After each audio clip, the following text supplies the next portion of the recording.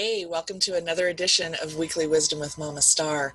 This week's guest is Blake Cahoon, the awesome angel communicator and spiritual advisor. And we talk about how to make your life practical while still being spiritual. If you enjoy this broadcast, be sure to like, share, and subscribe to my channel.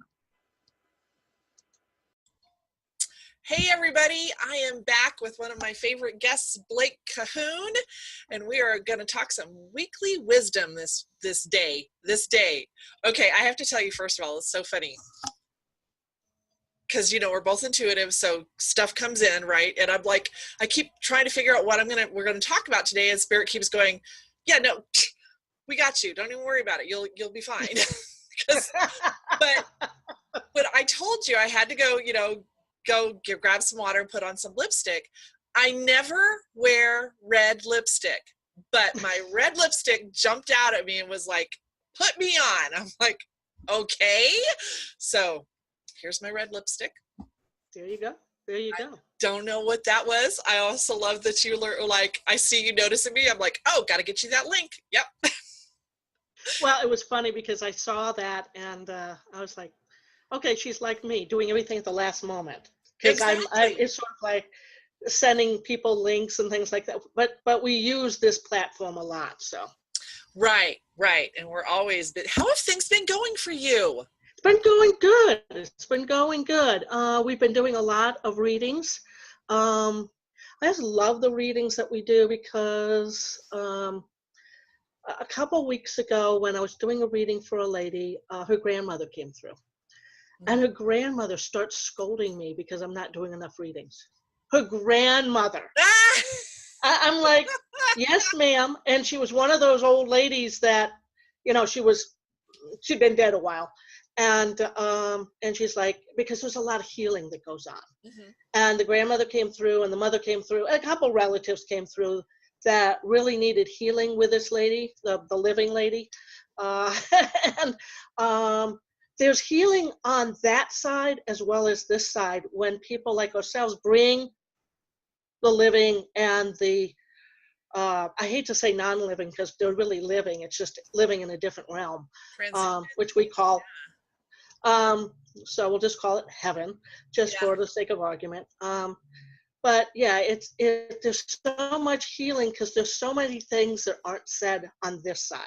Mm-hmm. And there are a lot of hurt feelings and there are a lot of unresolved issues. And that's what I find really fascinating and very satisfying on a personal level is to get these people together and start a healing, informational basis and to let people know on this side that they're okay. Really, they're okay. They're out of pain. A lot of people don't understand that. And one other thing I find really interesting is a couple people have said to me recently, so I've got my mother's ashes or my dad's ashes or their ashes. Or I said I was going to visit their grave every day and I haven't. Are they going to forgive me? Have they moved on? Am I keeping them here? And the answer is always no. No. You can't physically keep a spirit here. Right. So I want to make sure that all of your audience knows that, all those things that were unsaid, all that angst that you feel still, they're not feeling it. They're in a very beautiful, peaceful, loving place where they get to heal on themselves. Right. They get to visit you, but it's not really what our conventional wisdom and our organized religion has told us it's about. It's different. It really is different. And there's reasons you want to be here. And don't hurry up to get there because not everything you hear is over there. It is, but it isn't. Just like you have to work on here, you have free will here, you don't over there. Yeah. You don't over there. They told me I'm whispering now. And they can't hear me. Really sure why, but you were whispering. And it's really funny. Oh, okay. My dad has been popping in while I've been sitting here. His picture was underneath some papers, and he's like, hey. I'm like, okay, Dad. Too funny. And that really does, it brings me a couple of things, because as you were talking, I'm thinking about my Aunt Val, and I'm thinking about my dad. And what I'm seeing this, I've been communicating with my Aunt Val here lately, and I had to actually go and ask my mom. I was like, Mom, what happened to Aunt Val after she died? It was a really unusual situation, because my son was 5 months old. We were coming in for Thanksgiving. We flew in for Thanksgiving, and Aunt Val was in the hospital. And Mom said, she's in the hospital. And I said, well, tell her we'll see her tomorrow. And she died that night. Now, as I think about that Thanksgiving, I think about how we didn't have a memorial service. I don't remember any of us really mourning Aunt Val. And I really had to get from her, it doesn't matter. Exactly. It's really okay. Yeah. And the other thing that really struck me too, which was really bizarre, was I was going through some of her photographs. I think I was researching her online or for Ancestry.com or something like that. And I found a plot where her husband had died like in the 70s. Aunt Val died in 93. But there was a plot for her next to her husband. She wasn't buried there. And so I was like, Mom, where was Aunt Val buried? And so Mom was like, well, she was cremated, and we scattered her ashes on our property. And again, it's the whole sense of that does not matter. Right. That is okay. If they were to be reunited in spirit, they were. That happened. Yeah. But we get so caught up and so concerned about the circumstances under which they died, the places their body was buried, cremated, whatever. And those are just things that we as earthbound souls are worried about. I know. And they don't care. Yeah. They don't care. It's having someone, and I talk to my mom and dad all the time. Right.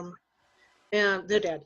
Yeah, right. And I don't mind saying they're dead, because they're not really dead, okay? Right. They're not here. But it's sort of like a long distance relationship, okay? it's I don't see them.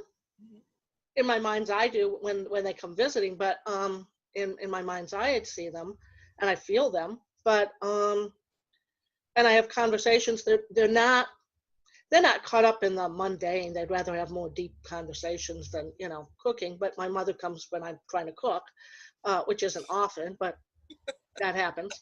But she shows up, because when I was, and I think I've said this to you before, when I was a kid, when I was a girl growing up, I didn't pay attention to that. I just, I was a rebellious teenager. I don't want to know how to cook. Right. I don't want to know how to cook. And so now that as an adult, when I have the occasion to need to cook, I'm like, okay, Mother, those cooking lessons that you really tried, and it just failed miserably. And my sister got all that, so she got all the stuff, and I got my mother's recipes and all that. I'm like, okay. We're talking heating up a chicken breast, and dumping some peas in frozen peas into a pot. We're not talking gourmet meals here. Yeah. It's just not happening. But she was a big gardener and a cook, great cook and baker and all that. And so she will come in when I'm trying to cook, like for somebody else. So that's when we have our, hi, how you doing? And then she'll show up for holidays. Yeah. Her, at Thanksgiving, at Christmas, when the family gets together. Right. The whole family gets together. My niece comes in from wherever she's coming in from. And she shows up. And then my dad shows up now and then, but he's been dead longer, and so he's kind of further along his own path. Right. And they show up.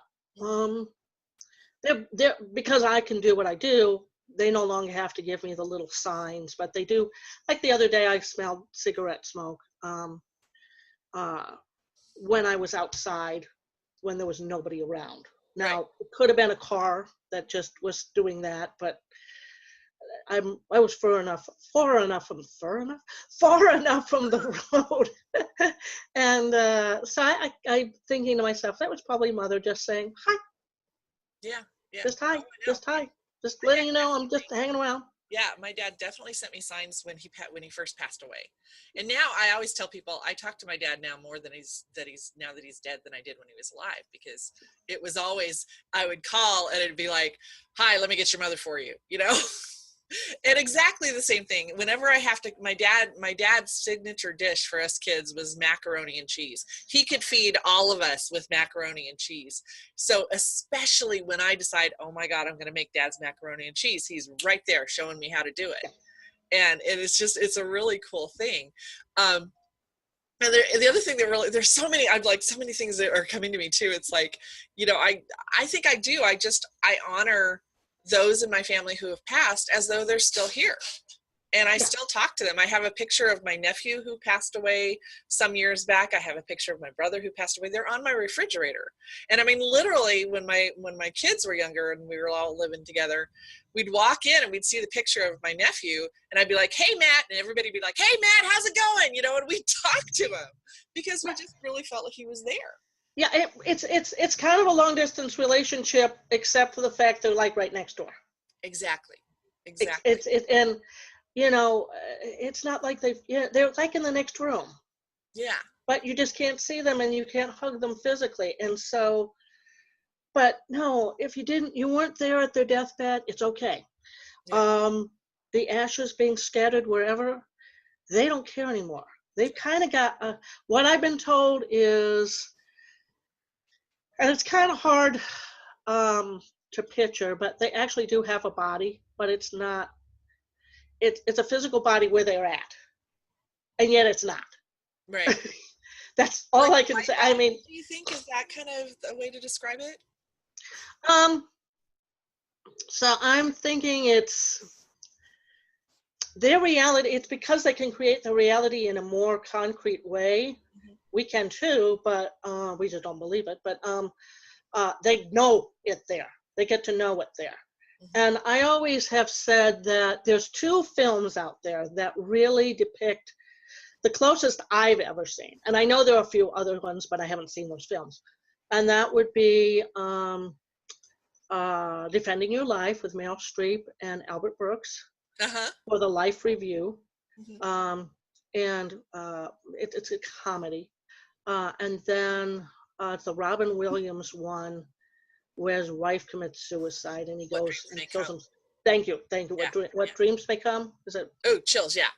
Yeah. What dreams Okay. may come. Yeah. Yeah. That was a So powerful movie. very powerful. Yeah. Both of those are very powerful. So, and while I'm being told, well, talk about suicides. Okay. Okay, so because Robin Williams was in What Dreams May Come, and of course he committed suicide after he learned he had a fatal disease. Mm-hmm. And so we all miss him. He was a great talent. And we all wish he, had given himself a little bit more time so we could enjoy him more. We're selfish that way. Right. That's okay. But he decided to leave. Um, you're not punished for committing suicide. Yeah. On the flip side of that, that is not giving you permission to commit suicide, okay? Right. There Because are there's a incomplete reason. lessons. Yeah, you're here for a reason.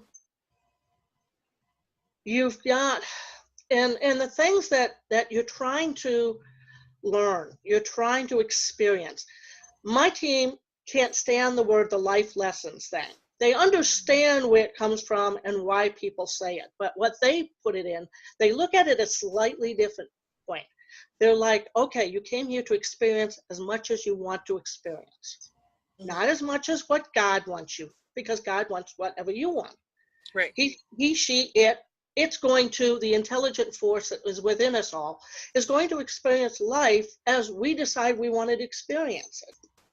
And by denying that, the fullness of that, you know, the natural life cycle of that by taking your life sooner than later, you're not experiencing life in a way that that gives you the fullness of what you came here to experience. Right. I hope that makes sense. It's an incompletion. It's an incomplete experience. It's like if you went to Disney World. You always use this analogy because a lot of people have gone to Disney World, right, or an amusement park if you didn't ever make Disney World. Because usually people go to at least a couple amusement parks in their lifetime. And you got there about an hour in, you expected to be there for 8 hours, and you came in about 3 hours and you said, nah, I'm done. And you left.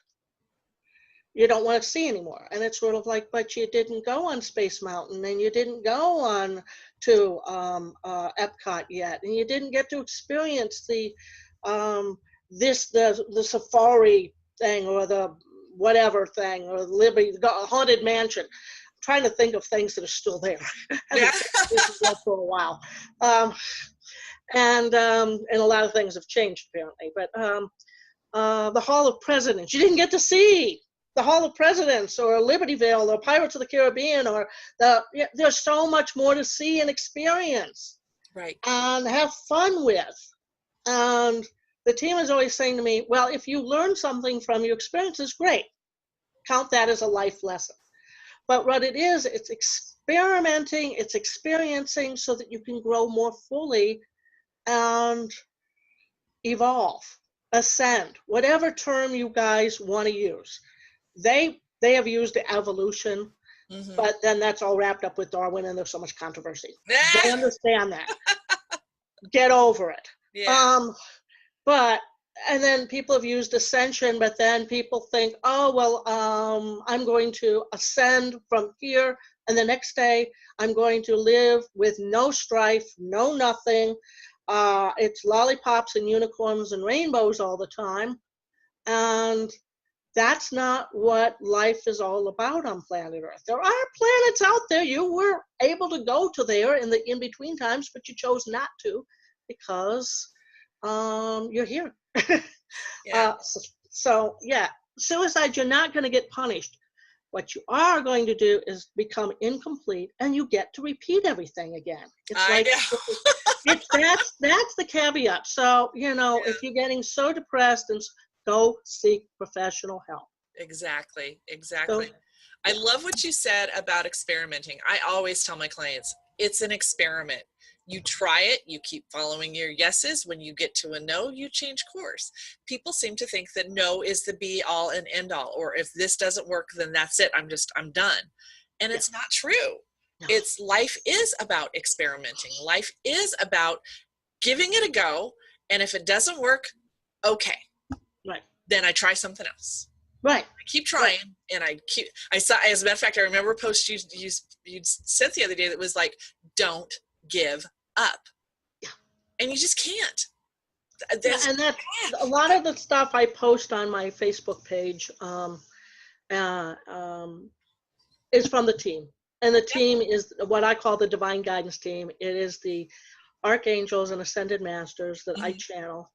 And that came into my life about 2005 and have been with me ever since. They probably were there from the very get-go, but I didn't acknowledge them until 2005 and didn't start channeling until 2005. And it's been a great adventure, but a lot of their wisdom comes through, and you never know when inspiration's going to strike, so I try to pass those little tidbits along, and hopefully they're helpful.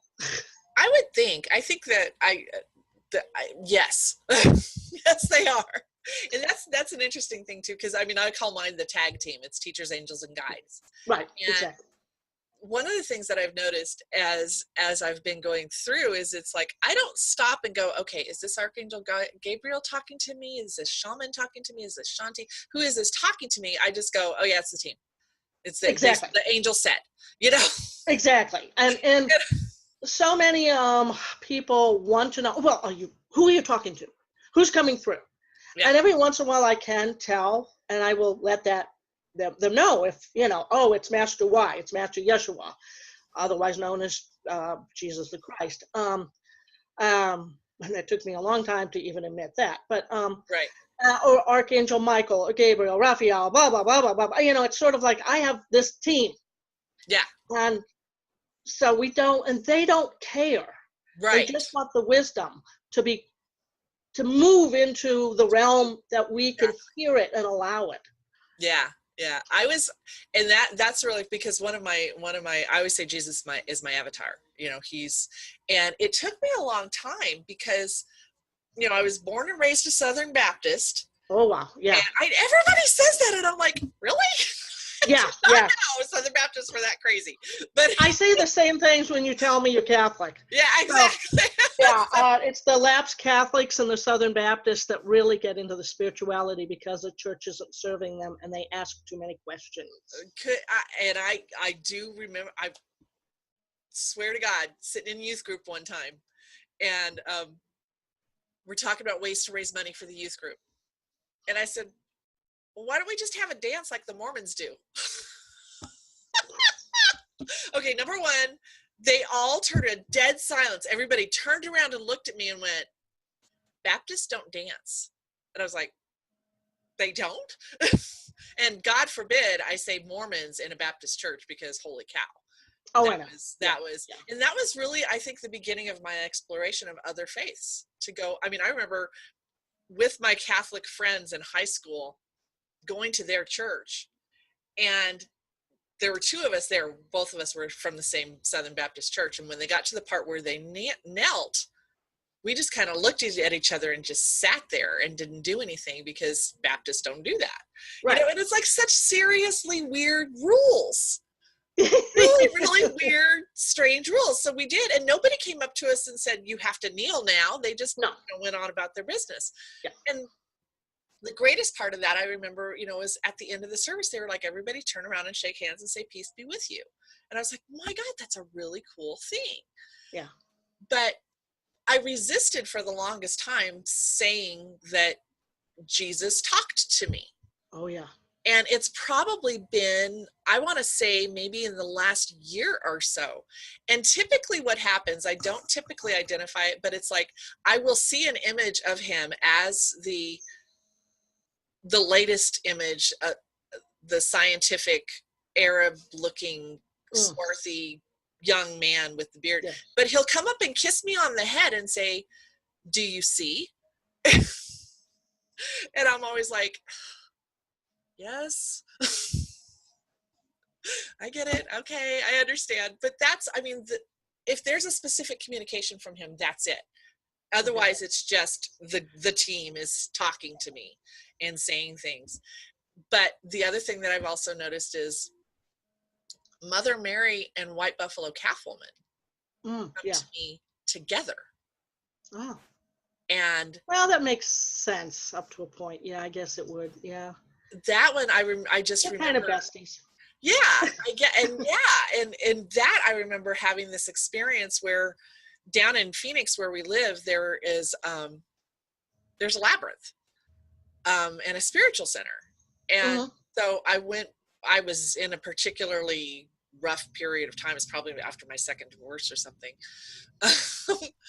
And I went into the chapel by the labyrinth, and they both came to me and they were just like, you got to get your stuff together. You got to you're fine. And so they tend to come in pairs. But again, I just go, the team, my ancestors are talking to me. The gang says, I've got all my grannies with me. I mean, but it's never really anything that, unless I really focus on it, that I know for sure. And I don't know, once you've figured that out, whether it's really important.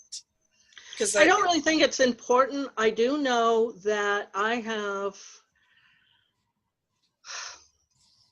people I talk to who are not on the spiritual realm.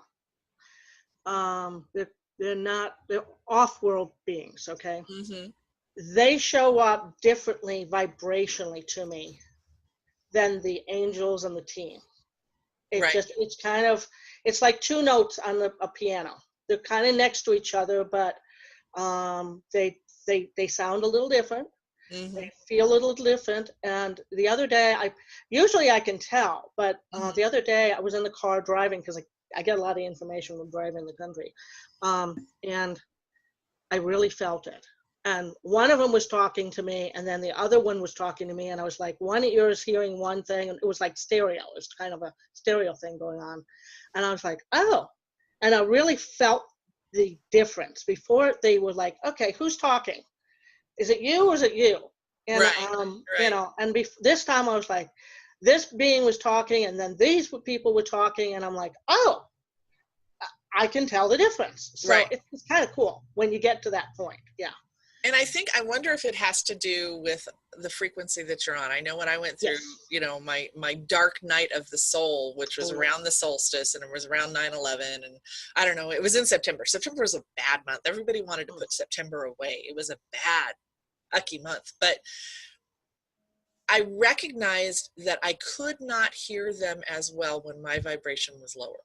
When I was in a depressed state, there was really nothing I could do except lean into it and allow it to happen, and just know that I would not be that way forever, that I would come through it, and I would come through it stronger. And once my frequency raised again, I could feel them again. I could hear them again. Now,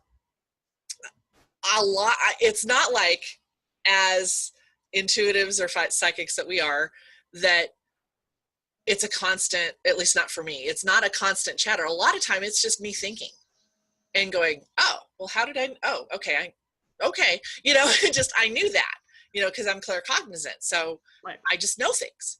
And so that, I think people think that there's like these big, huge revelations, and you have visions that play out like a video screen in front of you, and no, it's not like that. At least not in my experience. My experience is I always tell people, I can describe what I am seeing, but do I have an actual vision? No, but I can tell you what it looks like.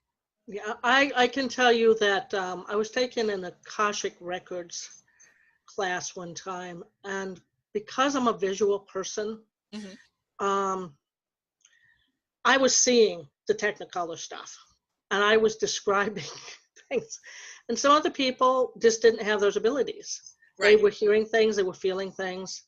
And I've been doing this for a long time, and I've developed certain talents. And so I'm a more fully integrated person. But that didn't take away from what they were experiencing. It was completely legitimate. But as because I'm one of those type of people that, you know, somebody asks, so share what you know. I'm one of those, hi, I'm first. Yeah. It always used to be like that, but now I'm like, I'll share, because most people are like, no, I don't want to. I don't want to.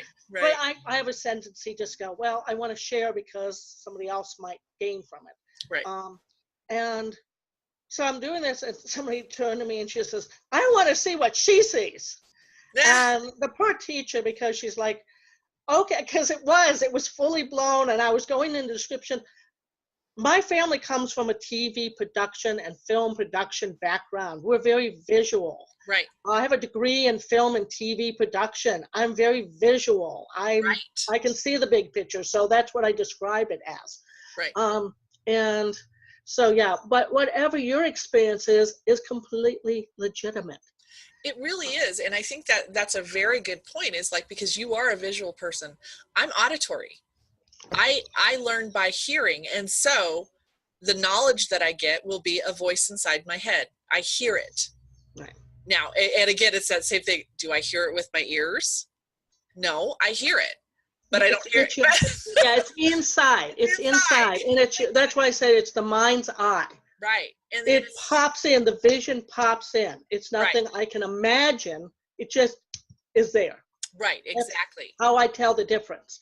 Because when everybody gets started on this path, and I did this too. I'm making this stuff up. And it, oh my God. I mean, if I say that now, I get wing slapped. But not my term. I have to give that where credit's due. It was from another teacher. She knows who she is, and she uses the word wing slapped, and I picked it up from her. So, but yeah, whatever you have to believe You have to accept that you're getting this information. Right. It isn't the devil. Right. Frankly, if anybody's watching the show and saying, oh, well, you know, these are devil, stop watching the show now. This is not the show for you. Go away. Yeah. Go believe whatever you want to believe. I'm not here to change anybody's mind. Exactly. If you're on the spiritual path and you want to know more, that's where we guys come in. Right. But yeah, it's not every day is an epiphany. I really wish it was. Not every day do I, well, okay, I have to, they do keep you honest.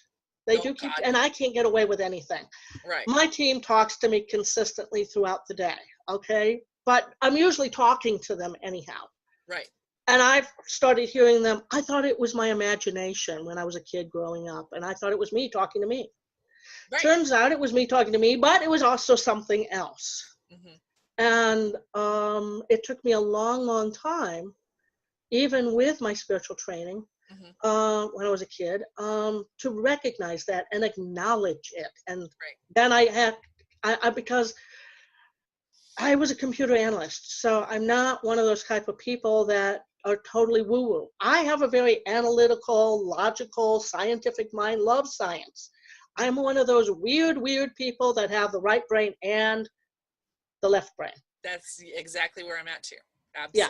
And there's actually a lot more of us than we actually like to acknowledge. I think so. And I've been actually, it seems to be how I'm evolving, is to bring that balance to, and I think that was why I had such a dark night in September, was they were like, you were just way too, you've got to bring that analytical brain in here too. And so I've started saying to people, sometimes a butterfly is just a butterfly. Exactly. Sometimes a bird is just a bird. You know, does it happen consistently? Does it happen a lot? Okay, then now you might be looking at a sign. Right. But use that analytical mind to say, maybe, maybe not. Exactly. I've started using the word, isn't that interesting? How unusual. Yeah, I usually say if you see it 3 times in a row, within the same day, within a couple hours of each other, then you know it's a sign. Right. Or if you get the chills while you're having a conversation like I am now, you know you're probably on the right track. Exactly. You know, if you can get goosebumps, you feel it, you take it in and you go, oh, you know, I have a friend who, when she gets something, she goes, oh, I can feel it. I can, you know, it's goosebumpy time. Right. I don't think I ever, sometimes I can feel it come through. And I have those epiphany moments. Yeah. I do see in my mind's eye, I do hear, I know, I feel, but I don't see people's auras. No. I mean, and I'm not into astrology. No, you know, it's kind of, it's sort of like, okay, so, I mean, because I talk a lot about what I can do, but I want to make sure that people know there's some things I don't do. Exactly. Yes, I can talk to ghosts. Yes, I can talk to dead people. Yes, I can dive into your psyche and pull out crap that a psychologist will probably, no offense to psychologists, there was a completely legitimate reason for them, but will spend years and years, and I will just deep dive, pull it out, and whether you're ready for it or not, it's there. Right. What you want to do with that is up to you. That's when you go see a psychologist. Exactly. Yeah. And I always say that my work is not a substitute for medical or psychology. No, it is not. No. And I always, my biggest thing that I always tell people is, you're the greatest judge here, not me. Exactly. I can't tell you. And I remember somebody said to me, I can't remember exactly what it was, but she's like, oh, she was having panic attacks. And she's like, well, is it this, is this? And I said, if you have another panic attack, you need to go to a doctor. Right. There's something else going on here. Yeah. Don't just rely on me to tell you, go the whole spectrum, use the whole thing, and really use all the information that's available to you. Yes. Another thing that's been, I want to get your take on this, because I know, I've been doing the Divine Connections group. Yes. And it's been an interesting thing, because another psychic, Danielle Huff, who I just adore. I don't know if you've met her, but she's No, incredible. I'm always like, she's a real one because the police hire her and stuff. Oh, I always wanted to do that. Always wanted to do Yeah, that. yeah. Yeah. But anyway, she gave me some methods to practice. And just by giving me that method, it opened up this whole idea of maybe our sixth sense isn't just contained in our brain. Perhaps it also exists in our chakras. And let's look at mind, body, sight, touch, taste, smell, all of that. And so I started taking my Divine Connections group and I'm going, okay, let's focus on your first chakra. Now create a scene there. What's the scene that comes into your head? Now, what do you see? What do you taste? What do you touch? What do you smell? Let's look at that vision. Okay, let's go to our second chakra. Let's look at that. Well, what's been happening is people are getting different locations for every chakra. Oh, cool. And as I started building it, I would meet a guide. I'm like, my first chakra is this big, beautiful meadow. And I'm like, well, this is really cool, but I need a house. Boom, there's a house behind me. And it's the Field of Dreams house. And I walk into the house and there's Gabriel. And Gabriel's dressed as an old dude in a sweater vest. He's like, I'm going to be dressed differently in every chakra. I'm like, okay. But it's been incredible because it opens so much more. You begin to see. I am not a taste person. I assigned a taste to my first chakra, blueberry cheesecake, because I like blueberry cheesecake. I decided that the smell would be, I can't remember what it was, because smell and taste are my last claircognizant senses. Yeah. It's hearing. I can hear the music. It's Celtic music. You know, I can sense that. And now all of a sudden there's a pond. It's like, it's been an incredible experience because people are really, they're connecting with ancestors. They're connecting with their guides. And it's like, wow. So the body really does contain that information. Yeah, it does. And because we're so much more than our physical bodies. Right. That's why the team says to me, we're soul beings. We are the accumulation of all the lifetimes we've ever decided to have, all the experiences. And that's why the auric field goes out for so far. And so there's just, you know, so many people think this is it. This is it. Yeah. No, no, no, no. You are so much more. And one of the things that have come into me, I think that is a wonderful way of getting in touch with some of this.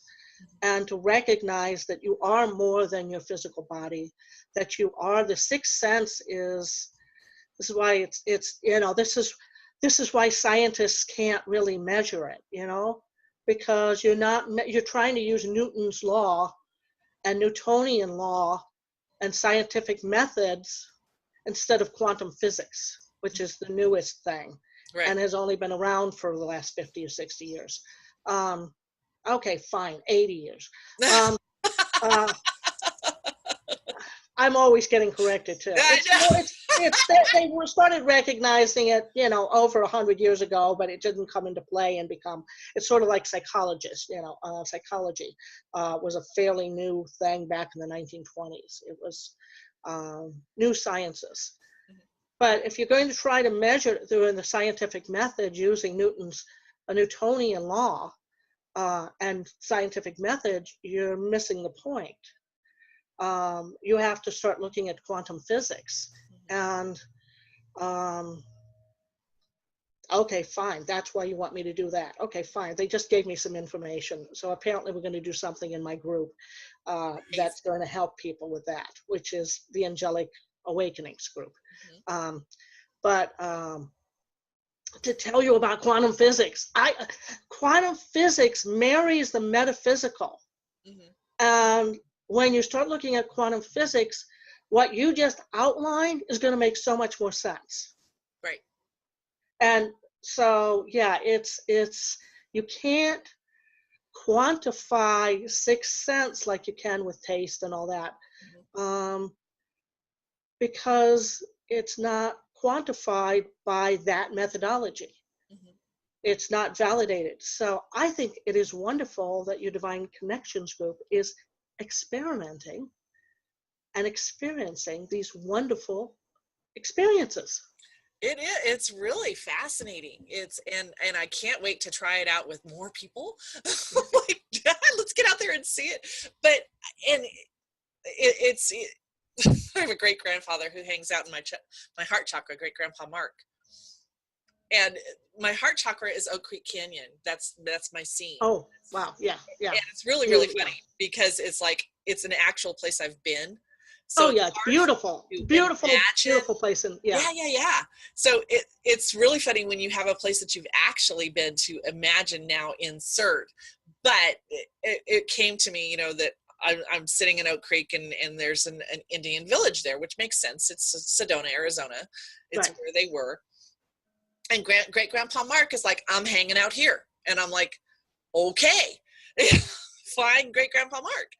And, but he told me one day, he's like, don't think that the scene doesn't just continue without you. Just because you're not looking at it doesn't mean that it's not going on. And so right. It tells me that there's so many dimensions and so many existences, yeah. planes, I guess, yeah. of existence. Mm-hmm. Really, we're just tapping into that flow and into that energy and looking into a different space. Exactly. And it's the very scientific part of my brain just went, that sounds really weird that you just said that. But I'm like, no, I think it's true. I think there's so much more than just what we can see in this physical plane. It is. I mean, that's many dimensions. Well, somebody asked us way back when, asked the team way back when, well, how many dimensions are there? Okay, or can you tell us how many dimensions are there? Mm-hmm. And they said, they kind of did this. They took up their glass of water. I did. How many dimensions are there? Can we tell you how many dimensions are there? No. Because it's too hard for you to contemplate. Right. And I said, okay, well, is it like how many grains of sand on a beach? And they said, well, how many beaches are there? And how many planets are those beaches on? Right. And how many, and they said, just goes on and on and on. Right. It's infinity's web. And quantum physics, again, I don't know why we're talking quantum physics here, but quantum physics is exploring that. There are, and you're next to, and there, there's the heavenly realm or the dimension of heaven, and then every major, not minor, but major decisions you're making is another dimension. Right. I mean, I remember waking up one morning, and I normally, at the time, I had 2 cats sleeping with me, and I woke up and I was in that groggy state where you're not quite awake and you're still kind of asleep, and the cats weren't with me. There was a man in bed with me, and I was expecting cats. And then 2 little kids came in and went, Mommy, Mommy, Daddy, Daddy, and came running into the bedroom, jumped on the bed, and that woke me up fully. Mm-hmm. And I was but I remember that distinctly, and I was like, oh, I woke up and I'm like looking, and there's the cats. Where'd the man go? Where did the kids go? Right. And because with that dimension and my dimension, I was living a different life. Apparently, I had a father and a husband in bed with me, as opposed to cats at the time. I had 2 kids, which in this lifetime I chose not to have children. And there's nothing wrong with that. Right. Exactly. But yeah, so, but I recognized at that moment, I was like, oh, isn't this interesting? What was that? And that had been, one thing that, so, and you will, every once in a while you can, experiencing deja vu. Mm-hmm. Some weird thing like that happens. It's because it has to do with quantum physics and waves and particles and them doing the same thing at the same time. Right. And string theory, and anybody who watches Big Bang knows a little bit of what I'm talking about. Yeah. Yeah, it's fascinating, but they're just, there's so much more. Oh, There's yeah. just, we are so much more, there is so much more. Right. And that's why I love this stuff. This is why we can talk to the angels and the ascended masters, and why we shouldn't be afraid of doing so, because they're here to impart that wisdom. They're here to allow us to grow and experience and be encouraged to do so in so many ways. Right. Right. And, So, you know, it's really interesting too, because it's like, as you were talking about it, I was thinking about the interview I did with my brother Rick here a few weeks back. He's a Buddhist. And so yeah. he was talking about beginningless time and how we think that time is linear, but it's not. It's all mixed. And so of course I'm a Doctor Who fan. Of course I'm a Doctor Who fan, but you know, it's got the timey-wimey thing. But you know, he talked about the beginningless time, and he also talked about in any given second, in any given moment, there are 3,000 worlds. And these are Yeah. Buddhist beliefs. Well, there's more than that, but that's okay. Exactly. You know, he's like trying to give me a number to wrap my head around, but you're right. There are more than that. There are infinite possibilities. And it comes back to me to bring this down to the ground again and say, yes, it's all woo-woo. It's all there. And here you are in this moment. Right. And living your life. Right. And so you can have that sensibility, if for nothing more than to explain to you how you can have this sense and how you can have this knowing. Yes, exactly.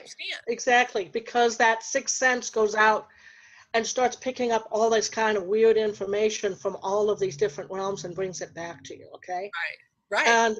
And you know, for the everyday, one of the things that I got into, and I was reading Sedona Journal one time, which is a magazine full of channeling. I was reading, and I kept reading because I had a friend who subscribed, and she kept giving these, and it was so unicorns and lollipops and rainbows type of thing, every single issue. And I'm like, where's the meat? Tell me how to live my life now. Right. Tell me what tools I need. Tell me how to think, which really organized belief systems are all about that. And I'm supposed to tell you I was raised Presbyterian, by the way, just FYI. Oh, the lightweights. Okay. Yeah. We're one of the lightweights. So, you know, where that term WASP came from. Yeah, WASPs are white Anglo-Saxon Protestants. I don't know too many black Anglo-Saxons, but we were so white, we had to put white Anglo-Saxon Protestant. That's how white we are. Don't get me started with that. But they're the ones that go into church and have to wear all the fancy, dancy clothes and outplay other people. And when I saw that, it was like, is this really why we're here? What? Huh? Yeah. I just had so many questions that by the time I was 12 and we moved from Rochester, New York, down to Florida, Central Florida, after my dad died, and I said to Mother, who kept going to a Presbyterian church, I said, Mother, why are we here? Can I stop this now? I don't believe in this stuff. Wow. I don't know what I believe in. And she was pretty much an agnostic. Yeah. And my father was just, you know, he believed in hollow earth thing. And I'm like, okay, he had a great imagination. Not that there's anything wrong with hollow earth theories or flat earth theories, but whatever you want to believe, you can believe. You go ahead. Yeah.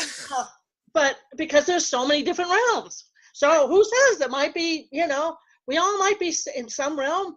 We might be sitting on the back of a turtle. I don't know. But there is so much more. But I wanted practical stuff. And so we have to live in our life. We have to live of the world, not in the world. And it's hard, especially if you're first new on this path, to marry the two.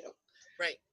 When I was doing computer analyst work and trying to do the woo-woo work, my brain would start frizzing out. It's sort of like, stop talking to me, guys. But yet I realized now I was integrated.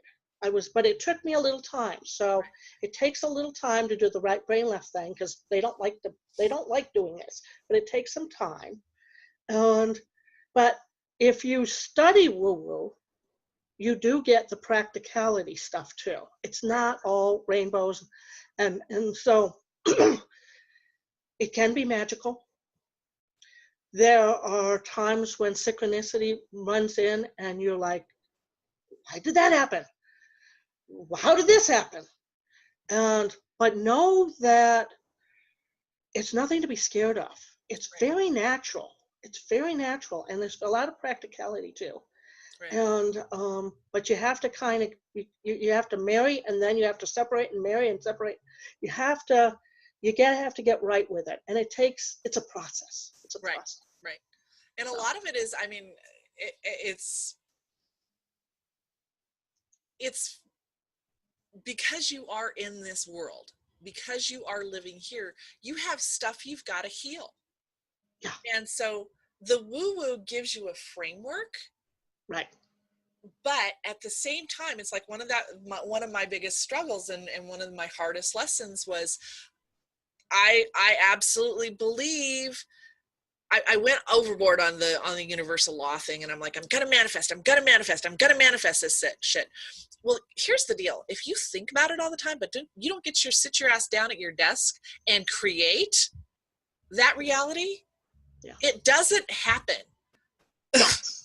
And it's called inspired action. Exactly. Action being the word here. Right, exactly. And I mean, I now have a calendar next to me, and I have a to-do list that I take care of every day.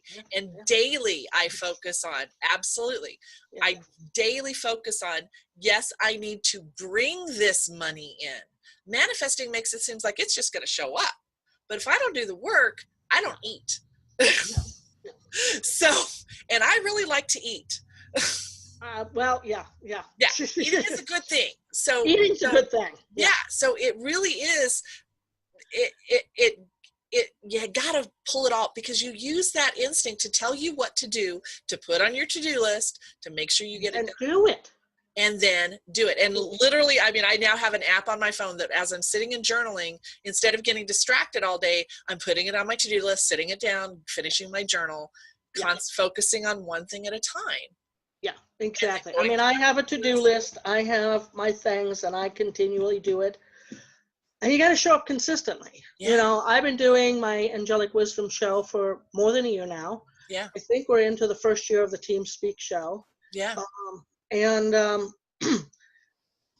and for very few occasions, I've been consistent. Yeah. That wasn't easy. Right. I used to say I'm consistently inconsistent. Yeah. I was very inconsistent, and I had a good mentor, and they said, consistent. Show up. Right. And that's what I promised the angels and the ascended masters when I got into all this. Right. They came to me and said, we would like to work with you. Would you like to work with us? Yeah. Well, yeah. But I didn't know what I was in for. You can't just drop it and think they're going to. But you can't. And even if you do drop it, it's okay. Yeah. They'll go to somebody else. Right. But boy, you're going to miss out on so much wonderful stuff. Right. And it's really nice to have that team with you. Right. To give you those whispers in that ear and say, okay, you might want to get out of bed. You know, you've been in bed for the last 2 weeks, and maybe you want to do something with your life. Yeah. You know? I think it was Michael Bernard Beckwith, and probably before him, Ernest Holmes, who said, God can only do for you what he does through you. Exactly. And so you cannot sit there and wait for stuff to show up. You really literally have to make that happen. I was a devotee of some of the greatest universal law practitioners. I just hung on their every word, and I finally had to come down to, they're sitting there telling me that I don't have to work very hard. I do have to work hard. I have to work hard right now. I have to put in the work. Maybe later I won't have to work very hard, but right now, while I'm starting out and getting this done, I've got to do the work. Yeah, I know of the teachers you're talking about. Yep. I too was in that boat, and I was highly inspired. Yes. But to learn more about those teachers. Yeah. And the law of attraction is not the only law. Right. I did not realize, and I study this stuff, how many laws there are out there. But Right. I did go through some course recently, and they were like 12 to 18 laws. I Googled it. And There's like 104. okay, yeah, There's a so shit I'm ton way of them. off. Yeah, And there's they're a lot. all interconnected and all that. And they are, And exactly. you've got to understand more than just one or two laws. Right. And so, and unfortunately, The Secret did a disservice to a lot of people, because it's like, oh, if I manifest a genie, they'll discover, and I can sit on my butt all day and not, and you dream things up, and it'll just appear. Yeah. It didn't tell the whole story, and so a lot of people were like, well, it doesn't work. It Right. works, but you got to know how it works, and that's one of the things that when the team is channeling, they talk a lot about universal laws, but in a way, hopefully, some people can hear. Right. And they repeat things over and over and over again. And I'm not one for those people. And yet my team does it all the time to me. And fortunately, it's coming through me, and I don't have to, sometimes I don't even listen to my own show sometimes because I've heard it all before. And I'm trying to live it. I'm trying to live it. But you have to be practical. Right. You have to be practical too. So I love the fact that you've picked up on that theme and are running with it, because you've got to be practical. You've got to have logic. You got to have common sense. Right.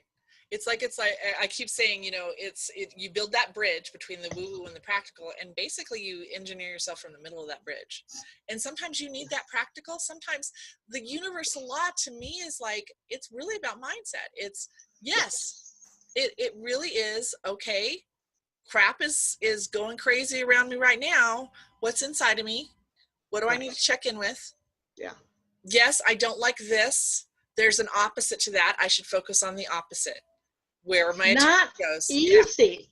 It is not easy when you're in the swamp with the alligators. This is an analogy they use all the time. Yeah. When you're in the middle of the swamp with the alligators, all you want to do is get out of the swamp and away from those alligators. But you're not going to be able to focus on anything else but the swamp and the alligators. Right. Yeah. That's the practical. Yeah. Figure out a way. Call for help. Right. Find a branch. Right. Find some way of getting out of the swamp. And you can call your angels, and they might give you inspired action, but they're not going to do the work for you. Right. Exactly. They're not doing the work for you. And I see so many people trying to make their guides do the work for them. Oh, well, if I ask the angels to do that, it's magically going to appear. No, you got to go out into the world, because you live in the world, and you need to, the guides might say, go get a job. Right. Right. And so you might want to go get a job. Right. Get some money flowing in so that you attract more money. Exactly. You have no money, then you have all you're focusing on is lack of money. It's much, much easier to focus on money and bringing in more money when you have a little. Yeah. So do whatever you need to do to get a little money in, because that's the biggest thing. Between romance and money, those are the big issues most people have. Right. Right. And get a little money, and then do the law of attraction and focus on more money, expanding that money. Right. The other thing is, I don't do romance anymore readings. Really? I'm getting, that's why when I met you, Miss Relationship Coach, I was like, oh, good. I know who I can send. I can send it to her. I can send it to you. I've done my share of relationships. Yeah. I have a great relationship with my person now. Yeah. He's fantastic. It is a long distance relationship. It's a very long distance relationship, and he's a bit of a workaholic, but it works. It works for us. And I'm very happy with that relationship. Right. So I can no longer relate to some people who are having problems with their relationships. Right. I don't want to go there anymore. I will send those to you. Okay. So, it's really, it is in that, I think in the relationship realm is really where more of the practical comes in than really, yes, than the angelic. It's really about, it goes back to loving yourself and all of that. And I love that realm. I'm happy to play in that realm. And yet I can also recognize when there's, and I know you've seen this too, is you have somebody who really, really, really, really wants to tell you about the great new relationship they're in. And you're like, Yeah. Okay.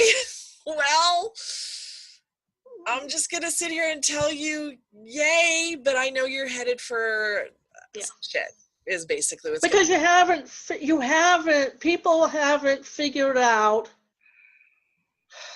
they keep bringing to themselves the same thing, which is where universal law comes in.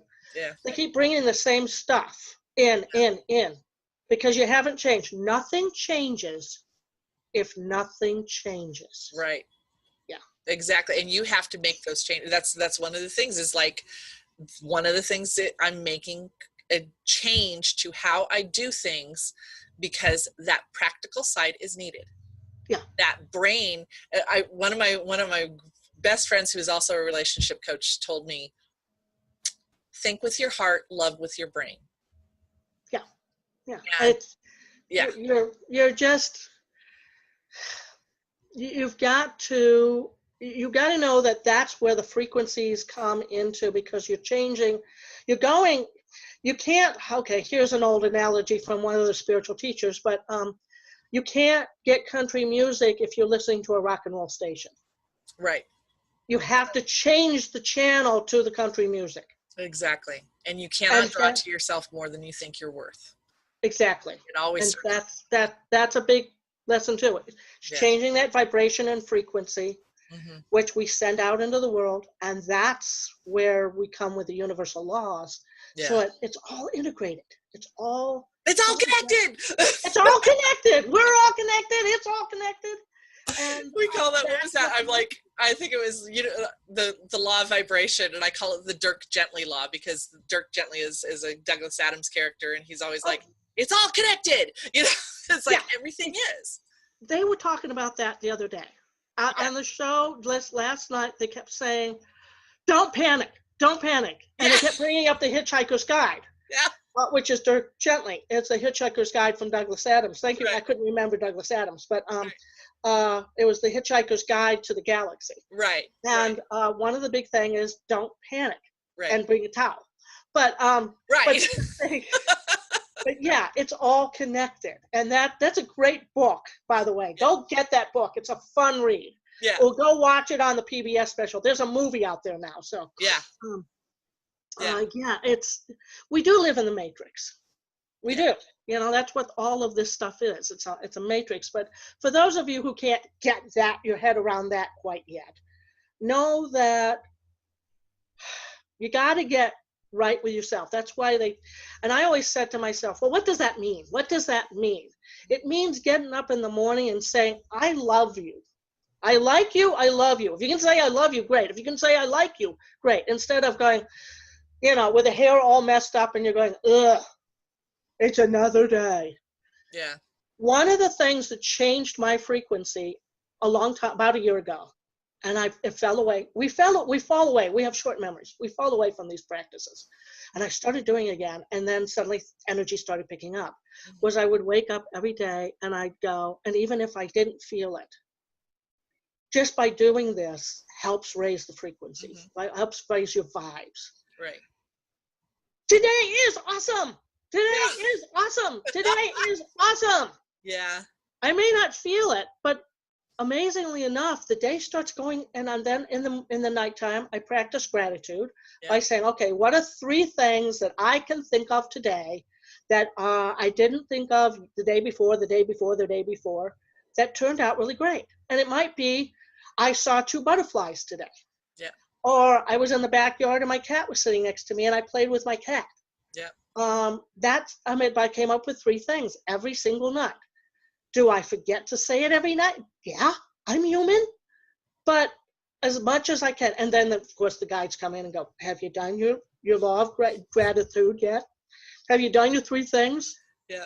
So that's the kind of practical stuff you to do to raise your vibration, to change. Right. And then take inspired action. The key word being action. Right. If something comes along and you're feeling drawn to do it, do it. Follow it. Sometimes you hit a brick wall. Sometimes you hit mountains, but it's okay. It's the experience, and you've learned something from that experience. Exactly. You might have learned what not to do, so you know what you want to do. Right. Exactly. It is. It's like my friend that was telling me about her wonderful relationship last night. I could see all the red flags. Was I going to tell her about the red flags? Hell no. Because she's not ready. And She's if in the you're not middle of ready, a her reader is not going to, yeah, chemicals that are telling her how wonderful it is. There's right. nothing I can do to get through those chemicals. No, no. And we do Except, have the dopamine and the yeah, serotonin and all that kind of stuff, that the chemical stuff that when we fall in love, it's hard to get past that. And when you break up with somebody you're in love with, it's very hard to cut that cord and not want to go back and back and back. yeah. But I'm still thinking of him. I still think of him. You know, he hurt me. So, okay, he hurt you. Let's work on the why are you letting him hurt you? Right. You know, I can't remember who it was. Somebody was like, oh my God, I just broke up with this guy, but I can't stop thinking about him. And I'm like, okay, this is where biology comes in. He's imprinted on you. exactly. You look at his picture, you remember the good stuff, you forget about the bad stuff. So it's time for you to allow that to fade away. Yeah. And it is, we are biological beings. We have chemicals in our body that produce certain things. Energy follows thought. And Yes. so that's why we spend so much time talking to people about their positive thought. Right. And how to think, because you think a thought, it produces a chemical in your body goes, okay, let's run with this, and you do. And that's Right. the part where you're in this world, and yes, you are a spiritual being having a human experience, but the human experience is still there. Exactly. Exactly. Yeah. And that's, you've got to integrate. It's a process and you've got to integrate. I love that integration. That is such a good thing. We are now, I mean, we could talk for another 2 hours. Oh, I know, but let's. I think we're going to have to continue a part 3, because it really is. I love that we're both kind of heading in that direction of integrating the practical with the woo-woo and helping people. And that's what's really needed. And I saw that when I did the angelic path. That's what my team's all about. That's the channeling information. Yeah. And we're coming out with a book. I'm going to plug the book. Oh, that's right. You've got books. Oh, I've got books. Yeah, I've got books. You have another one coming out? I have another one coming out. Okay. This is an old book. This is a book from last time. It's the Celestial Wisdom book. Yeah. This is about channeling and all that. Then we have the Connecting with Angel book, which was my first book. Looks like a children's book, but it isn't. It's just an introduction to angels. And then my international bestseller book, which is Connecting with Nature's Angels, which is The World of Fairies, Elementals, and Nature Spirits. Wow. And these are all available on Amazon and other online booksellers. Right. So what's the new one? The new one is, we were ordering a proof, so we don't have that in-house yet. Hopefully we'll publish in another couple weeks, but it's called Learning to Live in the Light. Nice. Yeah, and it's a book that the team and I used to do, and I plan to do in the future, live channeling events, meaning that I will go to a live audience beyond online, which I do also with the Team Speak Show and other events. But we have a live audience. The team will talk to them for about 45 minutes, and then the audience will ask questions, and they get answers. And we used to film those. And we took the stuff that we filmed, transcribed it. The team took all that material, rewrote it a little bit, and because so many people had such great questions. Mm-hmm. And in this book, these questions are answered. Nice. And, you know, we go anywhere from speaking in tongues, if Jesus is coming back, to Atlantis, to why people feel sad at Christmas and what to do about it, to how can you make money as a light worker. You know, it just covers the gamut of information. And the team, it's a book that's full of wonderful channeling. And then towards the back of the book is because this book had been written a couple years ago. I had been going through what I call the dark night of the soul, or at least part of it. And I had a lot of answers. And this is when I came to the point where I was screaming at them and going, I want answers. I want practical answers. Don't tell me the woo-woo stuff. I don't care about that. and I was going through this, and they said, well, calm down, and we'll tell you. And so this was my experiences, which is where it comes, learning to live in the light, came from, was my experience. And the back half of the book is all about that, my personal experience. And one summer that I had where things changed. Yeah. Things changed for me, not only because I changed them, but because the universe was sick and tired of me complaining about things. And they said, okay, we're going to step you up and change things for you because you're in a rut and we need to get you out of the rut. Right. And right. sometimes that's what happens, is the universe, God in his wisdom, or the creator, or whoever you want to believe in, it says, okay, we got to get you out of the rut. Mm-hmm. And they do. And then you go, what happened? What happened? And that happened to me even recently, over about 4 years ago. But because I had been through the rut period before, I knew better what to do this time around. Right. And I kept the faith. Yeah, exactly. That's the thing. Yeah. If we're ever going through a dark night of the soul, easier. Yeah, it gets allow easier. it. Yeah, exactly. Just allow it and be patient. You just have to be patient. Well, yeah. It's 11:11. Ah! I know it's not 11:11 where you are, but it's 11:11 here. So this is a great time to end this recording. I thank you so much. It's been a great conversation. We're going to have to do it again. Of course. And if they want any more information about me, you can find me at www.theangelicpath.com. Right, and we will get all your links, especially your links to your books, when we publish this up here in a couple weeks. So, thank you. Thank you. Thank you so much. This has been a fascinating conversation, as always. I love you to pieces, and many blessings to you and all your audience members. Thank you. Love you too. Hey, thank you so much for joining me on this week's edition of Weekly Wisdom with Mama Starr. Be sure to join me next week for my next impressive and wonderful guest as we talk about balancing the spiritual and the practical in our lives. If you liked this broadcast, be sure to like, subscribe, and share my channel. And remember to make it a great day.